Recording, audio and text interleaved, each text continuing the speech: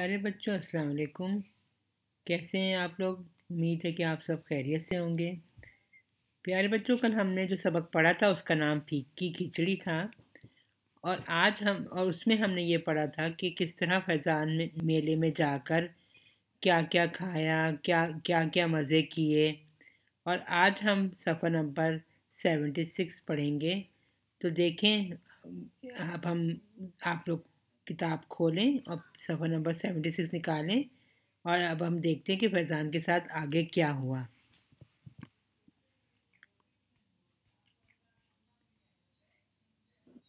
فیضان جب گھر پہنچا تو امی دوپہر کا کھانا لگائے اس کا انتظار کر رہی تھیں۔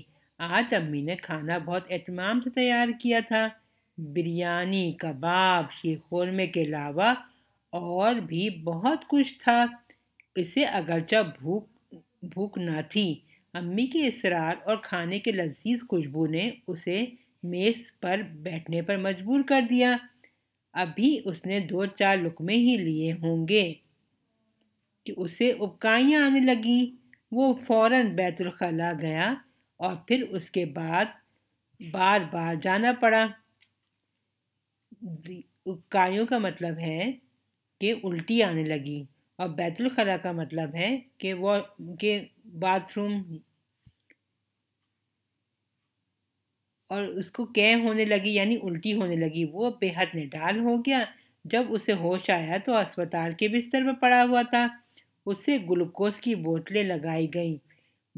وہ یہی سوچ رہا تھا کہ یہ سب کچھ میلے کے کھانے کا کیا دھرا ہے، مگر اب کیا ہو سکتا تھا؟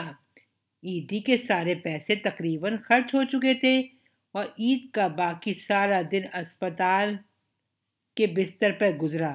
رات کو اس کی طبیعت کچھ بہتر ہوئی تو اسے ہسپتال سے چھٹی مل گئی۔ کمزوری کی وجہ سے اس سے چلا بھی نہیں جا رہا تھا۔ اگلے روز اس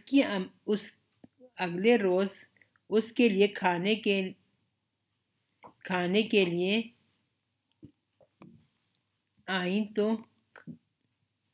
اس کے لیے کھانے لے کر آئیں تو وہ خوش ہو گیا اور پوچھا، امی آج کیا پکا ہے؟ تو امی نے کہا، پھیکی کھچڑی۔ اب تم ڈاکٹر کی ہدایت کے مطابق اگلے 3 دن صرف یہی کھاؤ گے۔ فیضان اپنے آنسو پوچھتے ہوئے بے دلی سے پھیکی کھچڑی کھانے لگا۔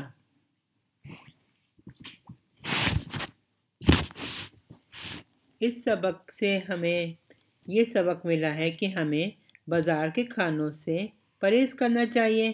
اس سے ہماری صحت بھی خراب ہو جاتی ہے اور روپیہ پیسہ بھی ضائع ہو جاتا ہے، اور پھر ڈاکٹروں کے پاس جانا پڑ جاتا ہے۔ ایک اور بات جو اس سبق سے ہمیں حاصل ہوئی ہے وہ یہ ہے کہ ہمیں اپنی بھوک سے زیادہ نہیں کھانا چاہیے، کیونکہ جب ہم ضرورت سے زیادہ کھانا کھاتے ہیں تو ہمیں بدہضمی ہو جاتی ہے۔ جس طرح فیضان کو میلے میں سے کھانا کھانے کے بعد گھر پر بھی کھانا کھانے سے اتنی طبیعت خراب ہوئی کہ اسے ہسپتال جانا پڑا، اور پھر اگلے 3 دن تک اسے صرف پھیکی کھچڑی کھانی پڑی۔ تو یہ تھا اس سبق کا مرکزی خیال۔ امید ہے کہ آپ کو یہ سبق پسند آیا ہوگا۔ اب آپ اس کی بار بار ریڈنگ کریں تاکہ آپ کو اس کو پڑھنا اچھی طرح سے آ جائے۔